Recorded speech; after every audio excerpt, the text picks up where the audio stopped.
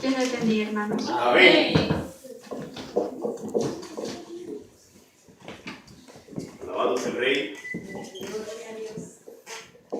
Como título le puse, todo es un proceso de vida. Aleluya. Gloria a Dios. Antes de empezar, le quiero explicar el significado de la palabra vínculo. Vínculo es la unión o la atadura de una cosa a otra. Para empezar esta noche haremos una comparación de lo que es el proceso de vida físicamente y el proceso de vida espiritualmente. Amén. Todos sabemos que todo ser viviente tiene un proceso de vida, el cual consiste en nacer, crecer, reproducir y morir. Santo. Empecemos con nacer. Al nacer físicamente, se dice que todo niño está conectado a su madre a través del cordón umbilical. Durante el proceso de embarazo, ¿qué quiere decir? Que hay un vínculo entre la madre y el hijo durante los 9 meses de embarazo. A la hora del parto, ese vínculo se es cortado. Eso quiere decir que el hijo y la madre ya no están más conectados. El niño tiene que aprender a ser independiente y tiene que aprender a vivir, a alimentarse y a recibir el oxígeno para poder vivir. Aleluya. Santo. Ahora vamos a ver el nacimiento espiritual.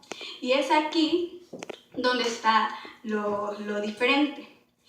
Que en el nacimiento espiritual, en lugar de cortarse ese vínculo, un nuevo vínculo se es creado entre el Padre y el Hijo. Aleluya. ¿Qué quiere decir? Que ahora ya no somos independientes. Ahora dependemos del Padre, que nos provee alimento y nos da vida y vida en abundancia. Amén. Amén. Le puedo pedir que me acompañen a Juan 3, Aleluya. del 3 al 7. Amén. Me responde con un amén cuando yo lo tenga.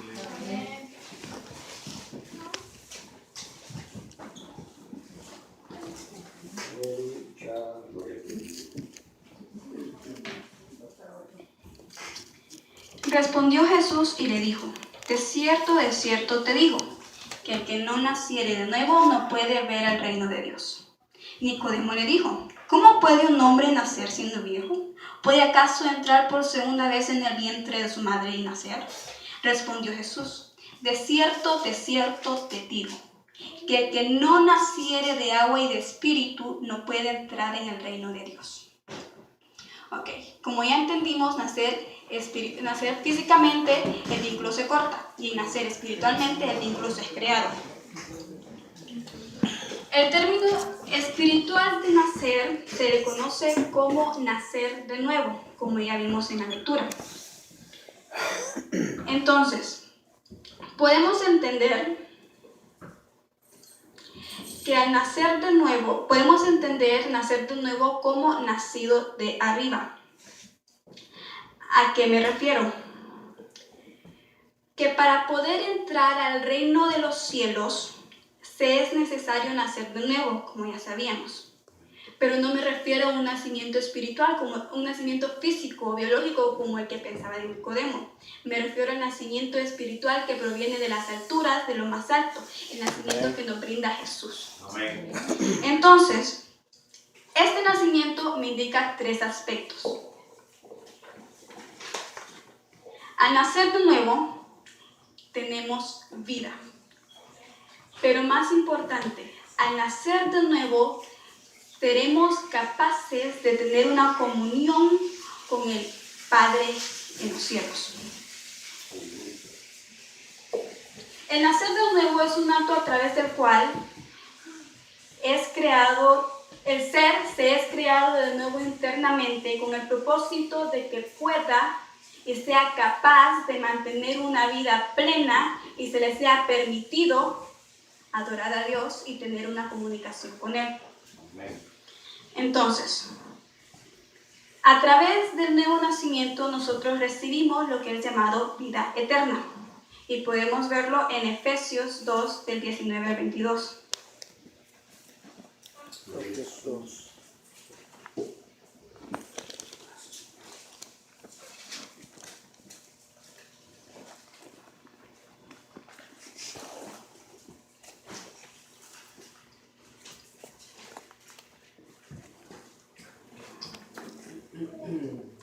Así que ya no sois extranjeros ni advenedizos, sino conciudadanos de los santos y miembros de la familia de Dios,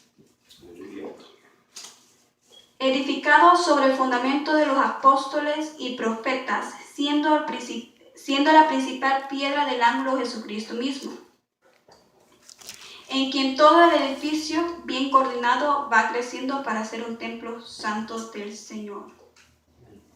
Ok. Entonces, ¿qué nos dice esto? Que antes de nacer nosotros estábamos fuera de lo que es el plan de Dios. Ahora, cuando nacemos de nuevo, somos parte de la familia de Cristo. Aleluya. Somos parte de un nuevo proceso de vida, el cual consiste en adorar a Dios. Número 2, disculpen. Al nacer de nuevo, se nos es dado una nueva perspectiva del mundo. Nuestros ojos se nos son abiertos y somos capaces de ver, entender y actuar conforme a lo que es la palabra de Dios.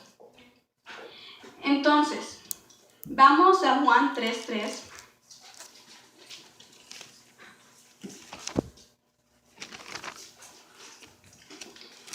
Y nos dice: respondió Jesús y le dijo: de cierto te digo, que el que no naciere de nuevo no puede ver el reino de Dios. Entonces, al nacer de nuevo, la palabra de Dios se hace clara y somos capaces de entender cosas que antes no podíamos entender. Cosas que pensábamos que eran como tipo historieta, ahora nosotros las podemos leer, ahora las vivimos y las practicamos y las ponemos a prueba. Entonces, llegamos a vivir las maravillas del Espíritu Santo en nuestras vidas. Es decir, ahora llega un sazoncito a nuestra vida, el cual es llamado fe. Y a través de esta fe se nos está activado las puertas para vivir conforme al corazón de Dios. Podemos verlo en 2 Corintios 5:7.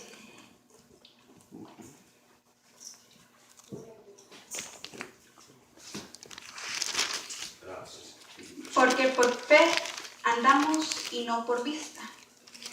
¿Qué se refiere a esto?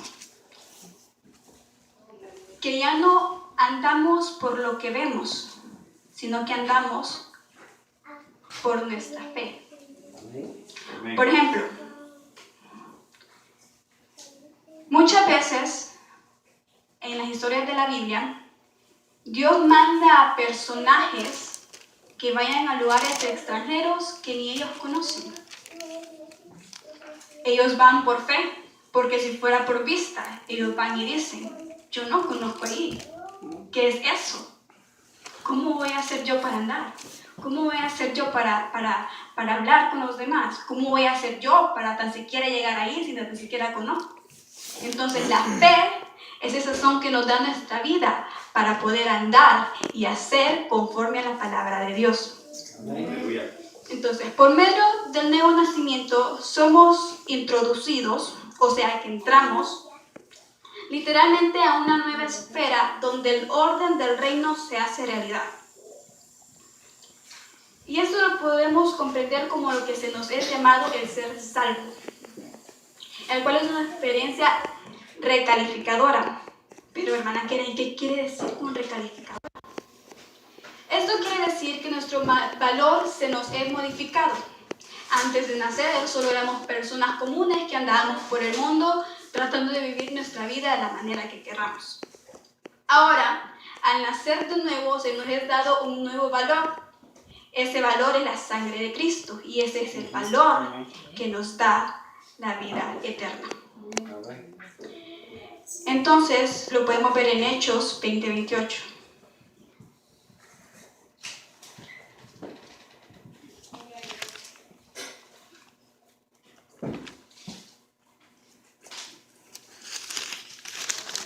Dice: por tanto, mirad por vosotros y por todo el rebaño que en el Espíritu Santo os ha puesto por obispos, para apacentar la iglesia del Señor, la cual Él ganó por su propio precio de sangre.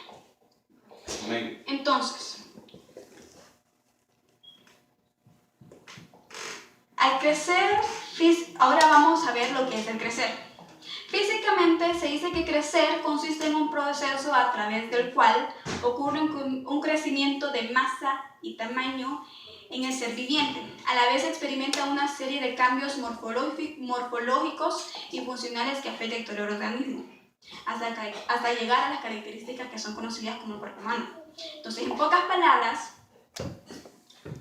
el crecimiento físico consiste en el aumento de masa y crecimiento de células, las cuales conllevan al crecimiento del tamaño y el intelecto. Ahora bien, el crecimiento espiritual consiste en crecer en conocimiento y comprensión de la palabra inspirada por Dios. Amén. El conocimiento y la comprensión de la palabra de Dios la podemos adquirir leyendo la palabra de Dios y orando continuamente. Como dijo el apóstol Pablo, oren todo el tiempo y en todas las ocasiones en el poder del Espíritu Santo. Número 2. Disminuye la frecuencia y severidad del pecado. Y es que cuando nacemos de nuevo, somos capaces de ver y entender lo que antes no veíamos. ¿Por qué? Porque el Espíritu Santo llega a morar en nuestras vidas y nos dirige diariamente y nos redarguye de todo pecado. O sea, que nos hace saber cuando hacemos las cosas mal. Así podamos entender y cambiar de parecer. En Juan 14:26 nos dice: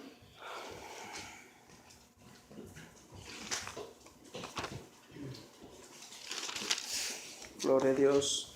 Gloria al que vive.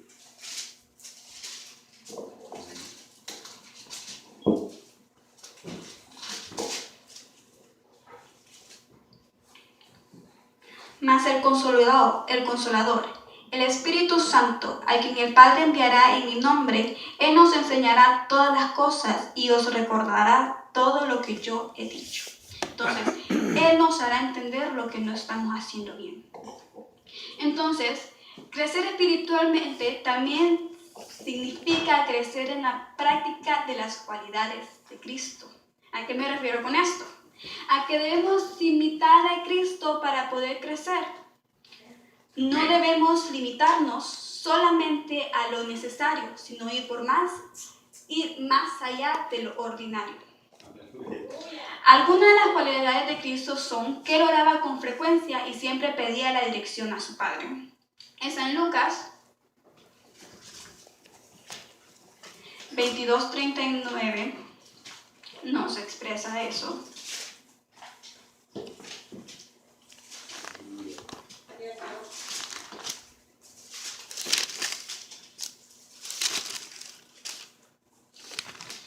Y dice: y saliendo se fue, como solía, al monte de los olivos, y sus discípulos también le siguieron. Cuando llegó a aquel lugar les dijo: orad que no entréis en tentación. Y se apartó de ellos a distancia, como de un tiro de piedra, y puesto de rodillas oró. Que Cristo oraba ante toda situación que él tenía y siempre pedía la dirección a Dios. Segundo cualidad de Cristo es que él era altruista. ¿Qué significa la palabra altruista? Es decir, que él buscaba el bienestar de los demás antes que su propio bienestar. En Mateo 15:32 nos dice: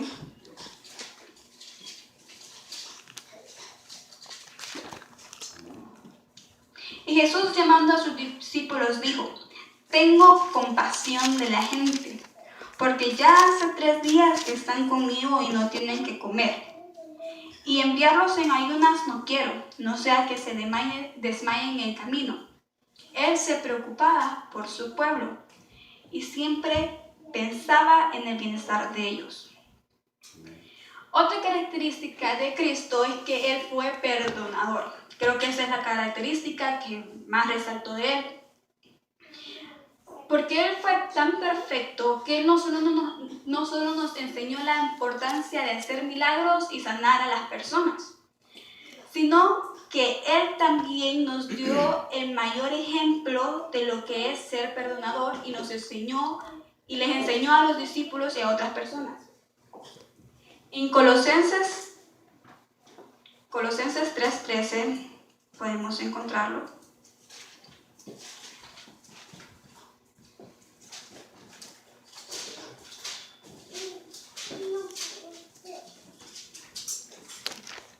Y dice, soportándonos unos a otros y perdonándonos unos a otros. Si alguno tuviere queja contra Dios, de la manera que Cristo os perdonó, así también hacedlo vosotros. Entonces tenemos que ser perdonadores para poder entrar en el reino de los cielos. Otras características que él servía a Dios con todo su corazón, él fue humilde y pasivo. Ahora veremos lo que es el reproducirse. Físicamente y biológicamente, la reproducción es una función vital del ser viviente, ya que si no se produce, el ser humano puede llegar a ser extinto. La reproducción física es una función a través del cual dos seres vivos producen otros seres vivientes semejantes a ellos capaces de poder reproducir. Existen dos tipos de reproducción. No sé si exactamente así es el nombre, pero eso es lo que me enseñaron en mi clase de biología, entonces yo solo, como ves en inglés, yo solo lo traduje a lo que las palabras me dicen. Número 1 es el aislamiento reproductivo y el aislamiento de comportamiento. Uno es el aislamiento reproductivo y el otro es el aislamiento de comportamiento. El aislamiento de comportamiento es cuando dos organismos de la misma especie son capaces de producir descendencia fértil. Fértil quiere decir que pueden reproducirse. Entonces, son capaces de producir más organismos vivos. Pero, ¿qué pasa con el aislamiento reproductivo? Es el acto a través del cual dos organismos de diferentes especies son mezclados y producen crías incapaces de producir más organismos vivos. Por ende, esta nueva especie se extingue. Ahora, en el cristianismo, reproducirse indica o requiere un sacrificio y dedicación a otra. A través del cual necesitamos estar dispuestos a morir en la carne o a nosotros mismos. La reproducción es el esparcimiento del Evangelio, la cual viene a ser nuestra mayor responsabilidad como creyentes del Evangelio. Debemos ir y predicar el Evangelio a toda criatura. En Juan 12:24 nos dice: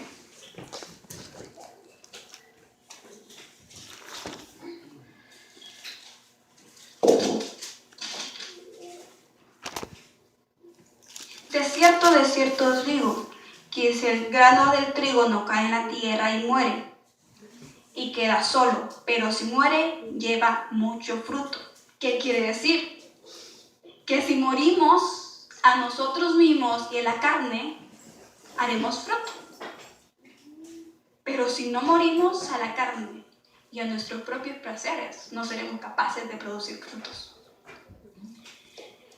Entonces,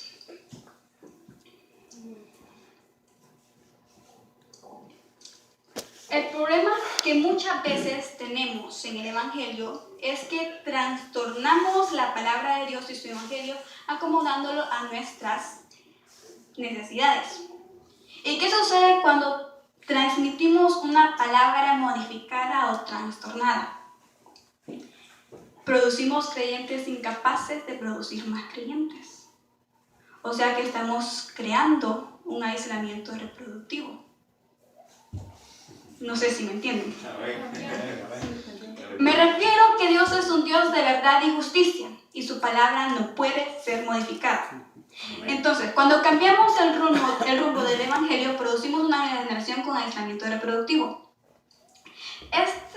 Estos creyentes, como les podemos decir, porque creen en algo aunque no sea verdad, son incapaces de producir más creyentes. Por ende, esa generación de creyentes muere y se extingue espiritualmente hablando. Entonces, Dios nos manda a tener un aislamiento de comportamiento. Este es el otro tipo de reproducción, donde produzcamos discípulos aptos para producir más discípulos.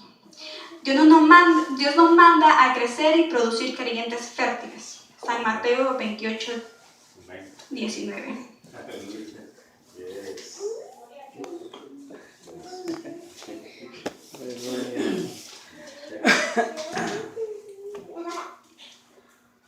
Y dice, por tanto, id y hacer discípulos a todas las naciones, bautizándolos en el nombre del Padre, del Hijo y del Espíritu Santo. Ahora nos queda la última etapa del ser viviente y espiritual, la cual es el morir, ¿cierto? El ser viviente llega a un punto en el cual muere, se descompone. Es ahí cuando llega la separación del cuerpo, alma y espíritu. El cuerpo es la representación del ser viviente o humano. Entonces el cuerpo humano deja de vivir, la luz de vida se apaga. Se puede definir el momento cuando el corazón deja de latir y el cuerpo ya no puede seguir respirando. Es ahí cuando muere toda esperanza.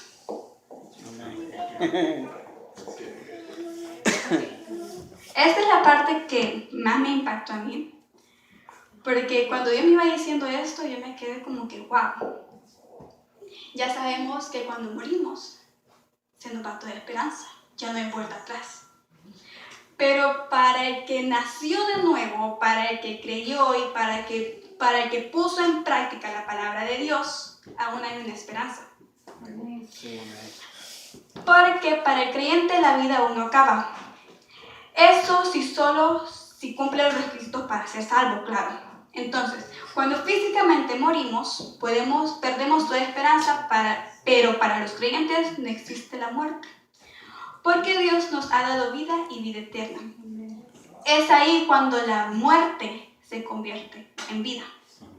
Como dijo Pablo en Filipenses 1:2, porque para mí el vivir es Cristo y el morir es ganancia. Amén. Pero ¿por qué morir sería una ganancia si cuando morimos perdemos todo lo que tenemos en la tierra y todo lo que hemos trabajado? Recordemos que al morir se separa nuestro cuerpo y nuestra alma. Y el cuerpo es solo lo físico. Lo que en realidad importa es nuestra alma y nuestro espíritu. Depende cómo lo trabajamos, es como vamos a hacer la eternidad.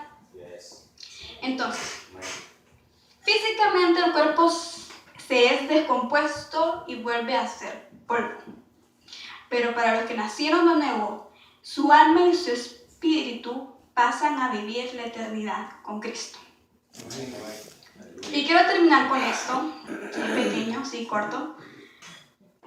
En 1 Juan 5:11.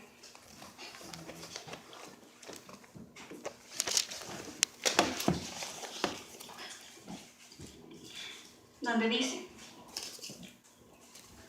y este es el testimonio, que Dios nos ha dado vida eterna, y esta vida está en su Hijo. Todo, la vida física y la vida espiritual, comienzan con el nacimiento.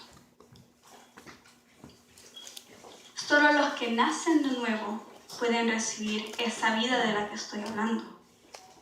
Porque si nacemos una vez, vamos a morir. Si nacemos 2 veces, recibimos vida eterna. Pero esto no solo se basa en nacer de nuevo, en nacer 2 veces.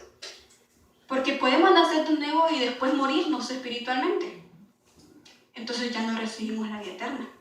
Pero ¿qué es lo que pasa? Si nacemos de nuevo, debemos procurar y ser capaces de seguir hasta el final. Tenemos que obtener la vida después de la muerte. Pero si solo nacemos de nuevo y nos quedamos ahí y no hacemos nada, no vamos a obtener. Tenemos que buscar el reino de Jehová y su justicia. Amén. Y tenemos que persistir en esta batalla porque cada día vienen tentaciones diferentes. Y solo los que son capaces de prevalecer esas tentaciones son los que verán el reino de Dios. Aleluya. Amén. Gloria a Dios. Eso es todo. Aleluya.